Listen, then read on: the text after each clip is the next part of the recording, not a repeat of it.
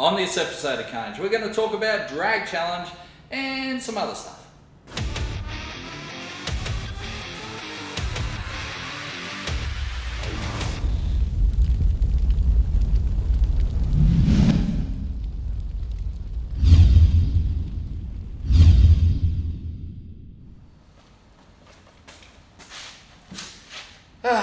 Hey guys, so unless you've been hiding under a rock, you'll know that we did Drag Challenge last week, and it was the event that was supposed to happen in 2020 that didn't happen because we had a global pandemic that killed millions of people.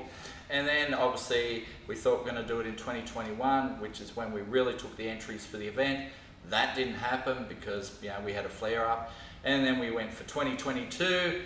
Then we had massive rain and weather event that had Heathcote Park Raceway under a foot of water over the whole facility. So that was pretty extreme. So we let things go for about 3 months. Well, we changed the dates pretty much straight away. We gave 3 months until we could run the event. We thought everything would calm down by then, and that seems to have worked. Few people were disappointed with the new dates, due to school holidays or whatever, or they couldn't get the time off work, or whether they just thought it was going to be too hot. A lot of them thought it was going to be too hot, being late January. And I mean, that's a fair assessment, but who can predict the weather right now? You just can't. So we rolled the dice and it paid off because we had beautiful weather all week. Now I will just apologise, I don't have a mic on at the moment. The video team worked so hard during Drag Challenge. They were, up till 3 a.m. doing all those daily updates for Drag Challenge. And I've only got basic video equipment here. I'm here by myself. I'm going to talk about Drag Challenge with you guys, and we'll have Matt back in the workshop next week so we can film some proper carnage. Now, prior to the event, if you're putting money, if someone was running a book on Drag Challenge, it's amazing one of the betting agencies aren't. But yeah, if you're running a book, you would have had Luke Foley right up there in the ratings. Dan Zabolic with his Monaro. I mean, that car's gone 666 in testing at Sydney. So, that should win Australia's fastest streetcar event. You would have put him up there pretty highly. Paul Hamilton's XA, another big power turbo, big block car. That looked like it could do something. They did a lot of pre-event testing, but most of that testing was done with Adam Rogash as the driver because Paul lives in Tasmania. And then so Paul come over from Tassie for the event and jumped in the car that, had a lot of power. And then obviously Harry Haig, you'd never count him out, but since he won the 2019 event, that car, we haven't seen it. I reckon it's been in a chook shed at the back of Harry's farm, with 4 flat tyres, and he's probably just dragged it out to Heathcote. And I've got to say, day one it was running pretty rough, and I thought, they're not going to make it. But, they proved me wrong. So, but yeah, 0 testing since 2019. So, they would have been my top 4, and then you would have had guys like Chris Carsberg who did well at Drag Challenge weekend. Ricardo Pontanio and a few others, they were right up there. But I don't think we've ever had an event where the top 5 has changed so much and the rankings have changed so much over the course of the event. So, like I said, day one at Heathcote. Now, normally we would have 4 tracks, so we start and finish at a particular track, and then we have 3 tracks in between. Now, our original planning for the event was that we would start and finish at Heathcote. Actually, the original planning was it was going to start and finish at Calder. However, Calder undergoing a massive refurbish really killed that plan, and then we had to segue to Heathcote, which had recently come under Lance's ownership, and Lance has done amazing things with Heathcote, so we decided to start and finish at Heathcote. We were going to use Swan Hill as one of the tracks. Unfortunately, the track wasn't ready. The council has to do some stuff up there, and they don't think they knew it wasn't going to be ready for this year, and they're not even sure it'll be ready for next year, to be honest. So I hope those guys get their things sorted out up there, because it was awesome to be up there for Swan Hill. We were there for their very first event, and I'd love to see it back into the schedule. However, because we only had 3 tracks to play with, it meant we were going to have to double up on one of them. So we went Heathcote, Portland, Mildura, back to Heathcote for a night meeting, and then, we just stayed there for the day meeting the day after to finish the event off. Now, a few people probably thought that was a bit weak. You only got 3 drive days instead of 4. It's a little bit soft. Well, they still had to do 1,600 Ks over some of the roughest roads you've ever seen. And that's 1,600 Ks minimum. That doesn't count going to hotels, getting fuel, whatever, food. If they leave the route, they've got to rejoin the route where they left it. So some of these guys were probably doing 2,000 Ks over some very rough roads, I've got to say. So take that into account. But at the end of day one, Luke Foley had gone 787, so he was looking really strong. 787, 179. Dan Zabolix did a 794, 181. Chris Carlsberg with that green Tirana, like I said, we'd seen it at Drag Challenge weekend and it was a strong performer, there's no doubt. But this guy's not towing a trailer, doing the whole trip solo, so no helpers, and he belts out a 797, 176 to come in at third after day one. And we're just all standing there going, holy crap, where did this come from? Really strong performance. And then Harry Haig belts out an 801, dragging the car out of a chook shed, 175 mile an hour. And then Trent Blaney, who no one knew because the guy has 0 drag racing experience. It was actually a little bit humorous because he didn't know enough to actually join the back of the line. He kept driving around the line every day, and kept having to have conversations with him about that. It's like he has that little drag racing experience. He didn't know he had to line up at the back of the line and follow through. He thought it was like a test and tune where you just, motor on up and then go and do your pass. No, join the back of the line, Trent. Anyway, Trent goes 805 at 175. So that car's being built by MPW. And like I said, recent covered car for Street Machine. So we were very impressed with that. That, like I said, 0 drag racing experience, and he, was up there in the top 5 already. So we go down to Portland, 5 o'clock in the morning. It starts raining, and we're just like, oh my god, because that's what you want as the event organizer. You really want rain, So it rained a little bit, but we knew it was going to bugger off. So the guys down at Portland dried the track off, re-prepped it, and did an amazing job. We got up and running at 11:30 in the morning, which was a little bit later than we wanted, but you can't do anything about that. Everyone out there made passes. The track being a little bit green wasn't, optimal, but everyone's got to race on the same track. So Harry goes out and reels fastest of the day at a 514. 147 mile an hour, like mile an hour way above everyone else. Luke Foley goes 531 at 139. He's only 2/100ths of a second behind Harry. Chris Carlsberg is only 2/10ths behind Luke Foley with a 538. Dan Spollocks went 545 in the Monaro, but they still struggled to get a clean pass out of that car. And Ricardo Pontanio, so another MPW built car, the Brown VK, Ricardo goes out and goes 523, which was the second quickest pass of the day. So from there, we all hit the road. Boom, going north to Mildura. Now send them up through Hall's Gap, which is the most beautiful scenic tour you've ever seen. Everyone agreed that it was probably the best road trip that we've had on the whole of Drag Challenge, any Drag Challenge, all right? So just beautiful countryside. Unfortunately, at this point, Trent Blaney had to drop out in the VK. He'd had some family issues back home to attend to, so he's headed back home. So he's out of it at that point. At that point also, Dan Zabolix with the Monaro had to, he broke valve springs and rockers and stuff like that, and had to do, I think they'd even dropped a valve, so they had to do like a valve replacement of valve springs and everything in the pits, so head off in the pits to make it. So massive props to those guys for making that happen.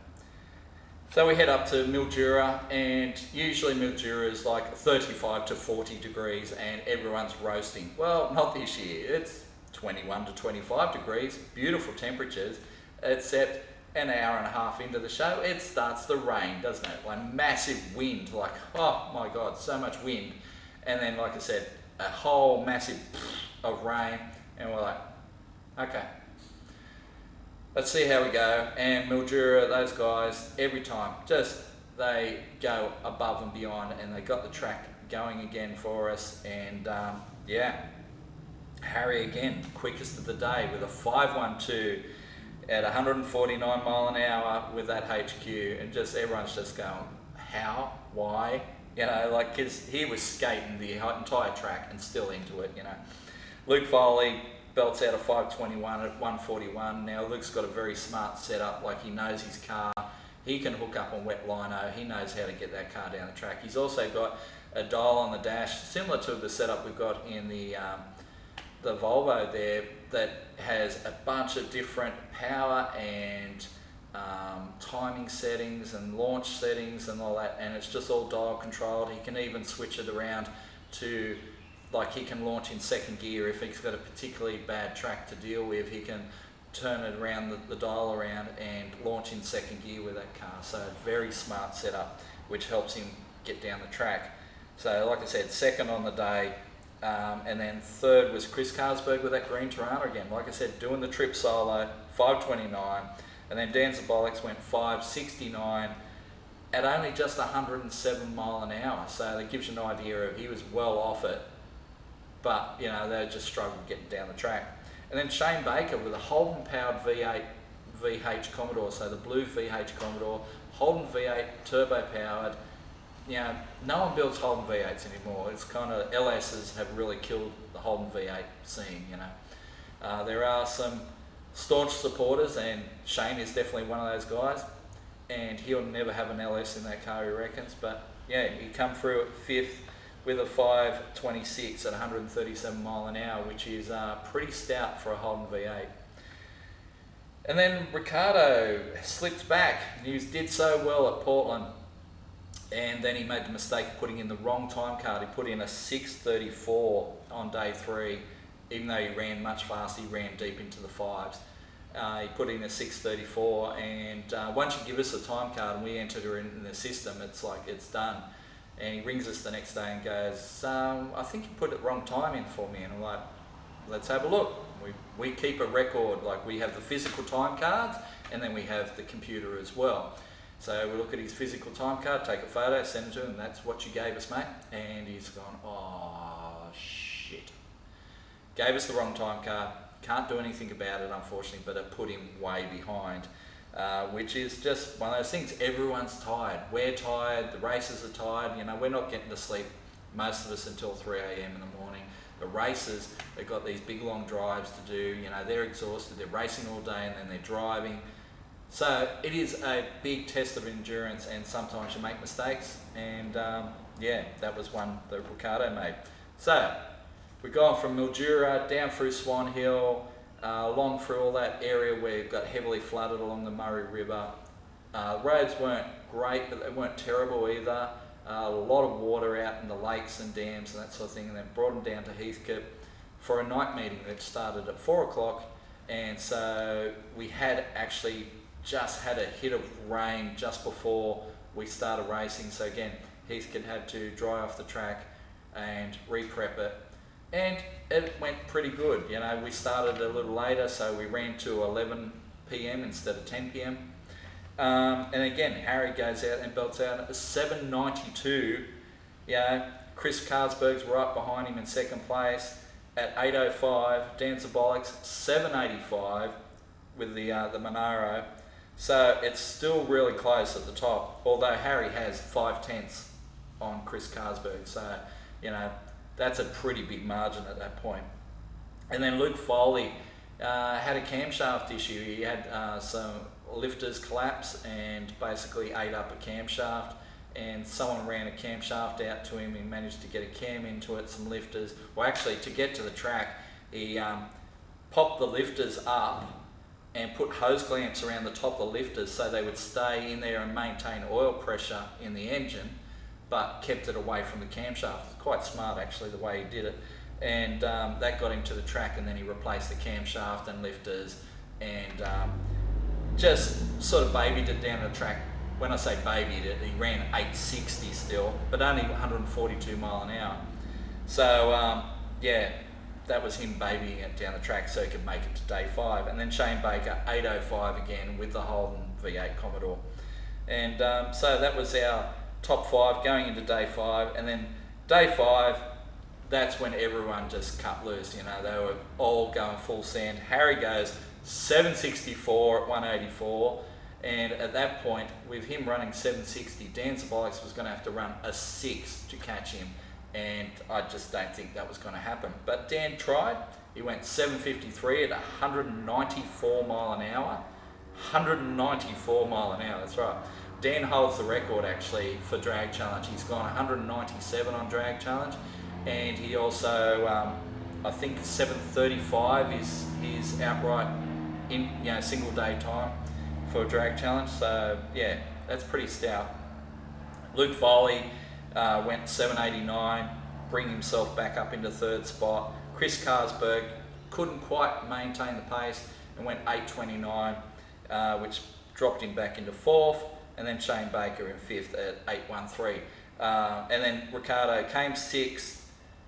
Like I said, that day 3 issue of the wrong time card dropped him back a bit, but he went 792 with his roof rack on the car. So roof rack's still on the car. He's gone 792, 171 mile an hour to secure 6th spot. And that was a pretty awesome effort. But like I said, a lot of position changes in that top 5 during the week, and I love seeing that sort of close battle at Drag Challenge. And well done to those guys. And like I said, we're going to try and do, that was our 2022 event that we actually had to run in January 2023. Well, we're going to do a proper 2023 event, and that'll be in October, and more details to come on that. So stay tuned.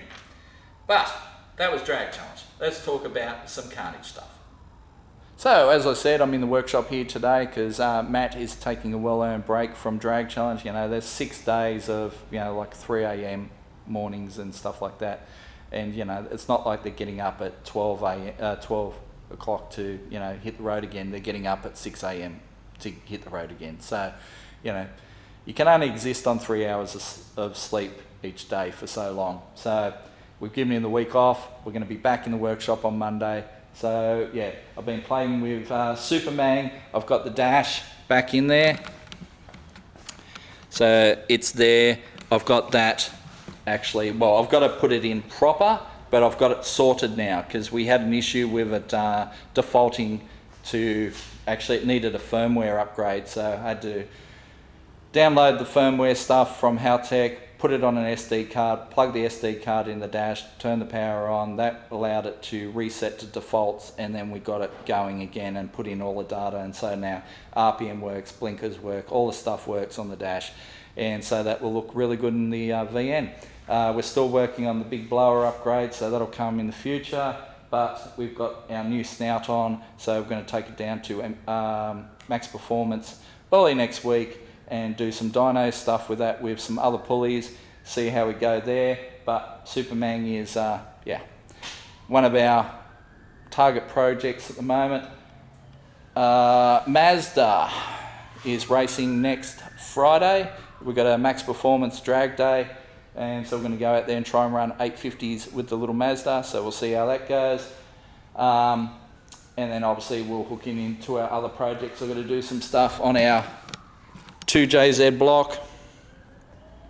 Got to pull off the water pump, oil pump, got to pull the crank out of it and get it ready so I can do some building stuff on that next week and get the rods and pistons into it and make that a working engine again and get it back into the Trollbow. So yeah, lots happening. Now, one of the big things to happen though is Telf comes in on Monday, because I had Monday and Tuesday off. He comes in on, Wednesday, and sees me and goes, the bosses would like you to get rid of a couple of cars. And I'm like, oh, okay. Why? And he's gone, they want you to prove that you can. Okay. So basically, it's just a matter of like, we've hung on to a lot of cars for a long time. The bosses are like, you're never going to sell anything, are you? And we're like, yeah, we can. So we'll prove it. And so the Barina is on the market. So I put $2,000 on that. So you can buy yourself a little cheap scream around fun car, so track car, whatever. It's gone 15.2 on hard tyres down the quarter. It'll go 14s on the tyres that are on it right now. So that'll be a fun car for someone. So $2,000, I think it's a bargain. And then Mr. Dodgy I put up as well. That's right. Mr. Dodgy is for sale, and I think we haven't actually got the deposit. I'll have to check the bank account, but I think we have a seller for that and a buyer for that, and Mr. Dodgy will have a new home very shortly. So that's a bit sad. We're going to lose a couple of cars, but we'll gain some space, and we'll keep the bosses happy, and hopefully they'll let us buy some new stuff. That'd be great.